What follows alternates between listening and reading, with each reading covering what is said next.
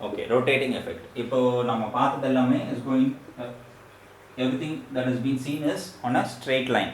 ஒரே லைனில் ஃபோர்ஸோட எஃபெக்ட் எப்படி இருக்கும்னு சொல்கிறத பார்த்துட்டோம். In case if it is going to be on a circular motion, okay,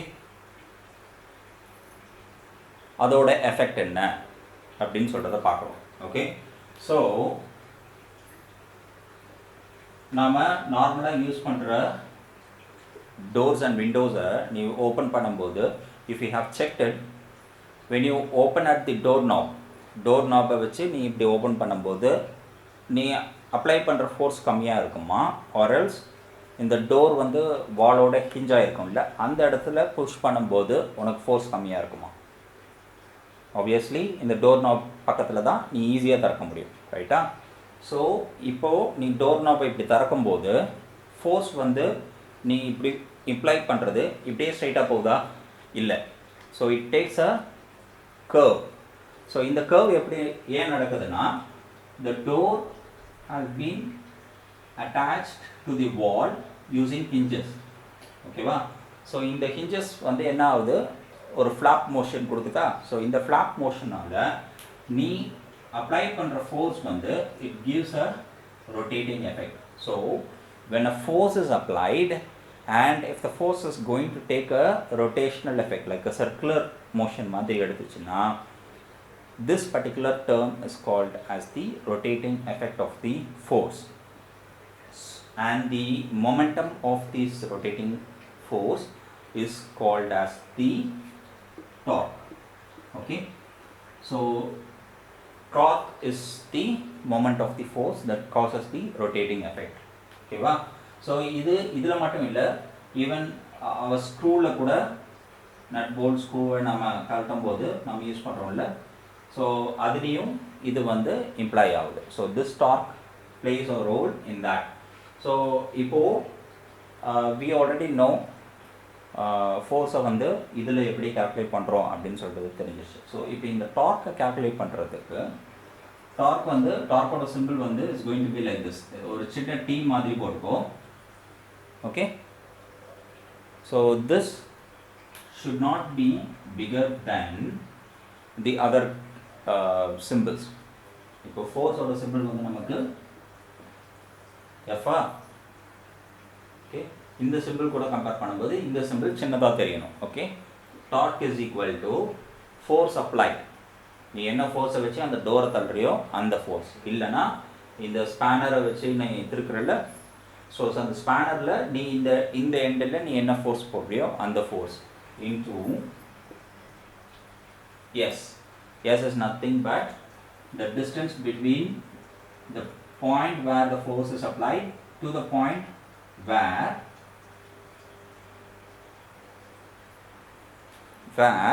the rotation effect takes place. So in case of door la vandu it is called axis of rotation. Okay, இந்த ஒரு particular direction ஒரு full longitudinal line la உனக்கு வந்து vertical line la உனக்கு இந்த rotation effect நடக்குதுல, so this is called axis of rotation.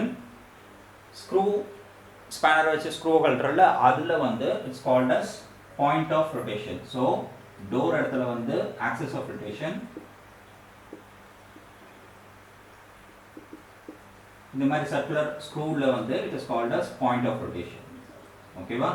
So it's going to be the distance between where the force is applied to the point of rotation or where the force applied to the axis of rotation. So torque is nothing but force into distance between the point of force applied and the axis of rotation.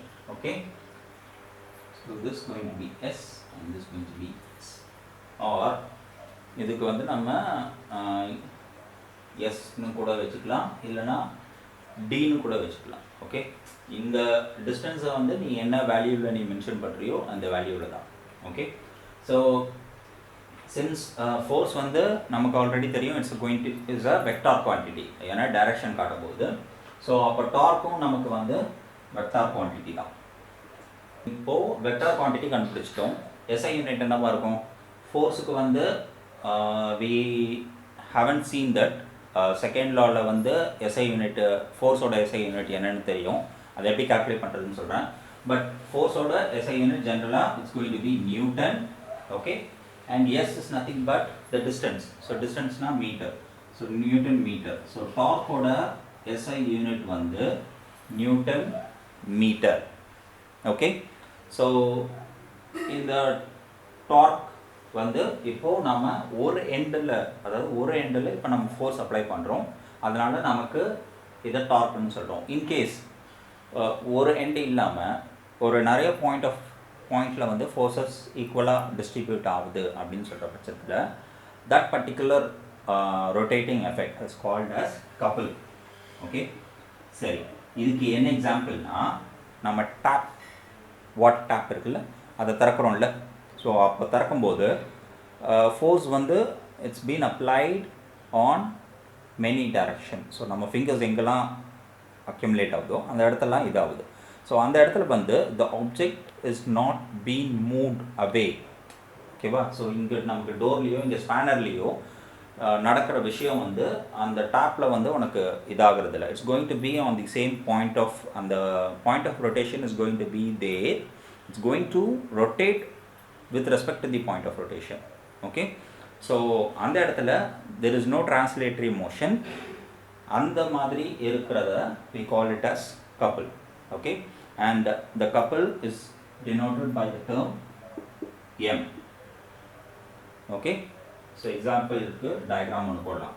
So we have a tap, so tapல வந்து we are applying forces, okay. So இதில் வந்து we have two different forces that is being applied.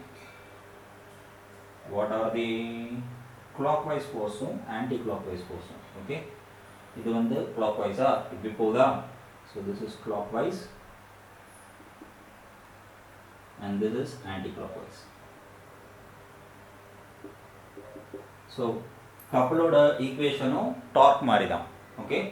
Force என்ன force apply பண்ணுறோமோ அந்த force into that, இங்கே வந்து நமக்கு ஃபோர்ஸுக்கும் ஆக்சிஸ் பாயிண்ட் ஆஃப் ரொட்டேஷனோ இல்லை பாயிண்ட் ஆஃப் ரொட்டேஷனோ இல்லை ஆக்சிஸ் ஆஃப் ரொட்டேஷனுக்கோ இருக்கிற டிஸ்டன்ஸை கேல்குலேட் பண்ணுறோம். இந்த இடத்துல வந்து the distance is going to be between the two forces, அதாவது two equal or unequal forces, like or unlike forces இதாகும்போது அதுக்குள்ள டிஸ்டன்ஸ் இருக்குல்ல, ஸோ அந்த டிஸ்டன்ஸை வந்து இதில் கேல்குலேட் பண்ணுறோம். So this is going to be F into S, okay, force into F into S. So similarly like torque, this is going to be a vector quantity, அதே மாதிரி இதோட SI யூனிட்டும் it's going to be Newton meter square, okay. ஆனால் இதில் ஒரு point இருக்குது, நான் என்ன சொல்லியிருக்கேன், clockwise anti clockwise சொல்லியிருக்கேன்ல. ஸோ clockwise வரும்போது இந்த கப்பலோட magnitude, total value, okay, magnitude value வந்து clockwise-ல வரும்போது it's going to be negative, and anti-clockwise-ல வரும்போது it's going to be positive, okay. So magnitude, அதாவது இதோட total value வந்து clockwise-ல அந்த like forces act ஆச்சுன்னா, okay, it's going to give a rotation in the clockwise direction அப்படின்னு சொன்னா will have a negative magnitude.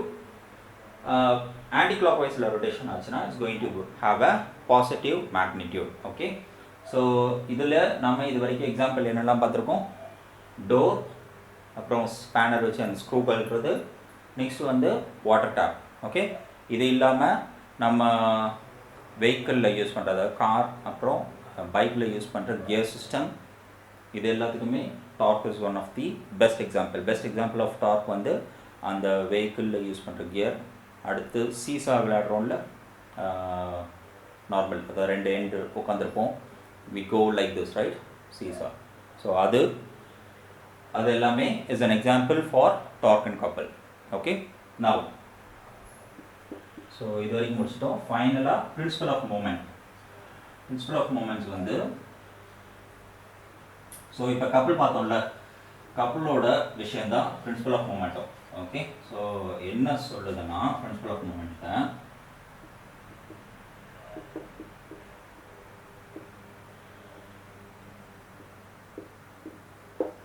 So நம்ம ஏற்கனவே ரிசல்டன்ட் ஃபோர்ஸ் பார்த்துட்டோம். ரிசல்டன்ட் ஃபோர்ஸில் என்னென்னா like unlike equal, unlike unequal forces அதை எப்படி calculate பண்ணுறதுன்னு பார்த்துட்டோம். இப்போது we have a different type of force where it gives us a rotating effect. ஓகேவா? So rotating effectல now we have two effects. One is anti-clockwise, another one is clockwise. ஓகேவா? So force apply ஆகும்போது ரெண்டு rotating effect நடக்குது. ஒன்று வந்து anti clockwise நடக்குது, இன்னொன்று anti clockwise, இன்னொன்று கிளாக்வைஸ் நடக்குது. ஓகேவா? ஸோ இப்படி நடக்கிற பட்சத்தில் பிரின்சிபல் ஆஃப் மொமெண்ட்ஸ் என்ன சொல்லுதுன்னா, if two or more unequal or like forces apply and brings to the state of equilibrium, அதாவது அந்த பர்டிகுலர் பாடி வந்து எந்த ஒரு எஃபெக்டும் இல்லாமல் ஈக்குலிபிரியம் ஸ்டேட்டில் இருக்குது அப்படின்னு சொல்கிற பட்சத்தில், லைக் நாம் அந்த அன்லைக் ஈக்குவல் ஃபோர்ஸஸில் பார்த்தோம்ல, F0 0 வந்துச்சுல, அதே மாதிரி இந்த ரொட்டேட்டிங் எஃபெக்ட்லேயும் if the state is going to be in equilibrium, then the sum of moment of anti-clockwise forces is going to be equal to the sum of moment of clockwise forces. Okay, so for example diagram கொடுத்தது என்னன்னா, this is going to be a body, like நம்ம seesaw போட்டோம்ல, so seesaw வெச்சுக்கோ. so seesaw ல okay, this is going to be the pivot point. pivot point in sense இந்த பாயிண்ட்ல தான் இது சீசாவா act ஆக போகுது. ஓகே, ஸோ இந்த இடத்துல we are applying force F1 which gives an anti-clockwise movement.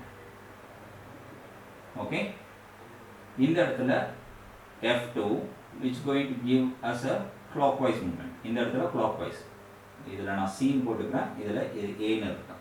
Okay, so இப்போ இங்கே ஃபோர்ஸ் நம்ம இம்ப்ளை பண்ணியிருக்கோம், இங்கேயும் ஃபோர்ஸ் இம்ப்ளை பண்ணியிருக்கோம். இப்போ இந்த pivot point is going to be the center of point where the rotating effect takes place. Okay, so இந்த பாயிண்ட்லேருந்து இந்த பாயிண்ட் வரைக்கும் ஒன்று, இந்த பாயிண்ட்லேருந்து இந்த பாயிண்ட் ஒன்று. Okay, so let I call the distance this as S1 and this as S2. Okay, நம்ம இப்போ இந்த டார்க்கு, லீனியர் மொமெண்டம், இது டார்க்குக்கு கப்பலுக்கும் நம்ம calculate பண்ணோம்ல, என்ன calculate பண்ணோம்? F1 into S1. Okay, அதாவது force implied into the distance between the point of force and the point of rotation. Okay, so that is going to be equal to F2 into S2 if the body is going to be in equilibrium state. இதுதான் final answer அப்படின்னு சொல்கிறத அவங்க mention பண்ணியிருக்காங்க. ஓகேவா? So principle of moment is nothing but when there are two or more forces which are unlike and equal or unlike or unequal, which brings about the body to be in equilibrium, then the sum of or the product of momentum of forces in clockwise forces that causes the clockwise direction and the forces that anti-clockwise direction are equal. Okay, there is no it's not going to be a change in those things. இது வந்து அந்த பாடி வந்து equilibrium கண்டிஷனில் இருந்தால் மட்டும்தான் இது நடக்கும். Okay, so இந்த யூனிட், இந்த கிளாஸோட இந்த யூனிட் முடியுது இந்த வீடியோவோட. ஓகே, நெக்ஸ்ட் வீடியோவில் we will see Newton's second law and the Newton's third law. Okay.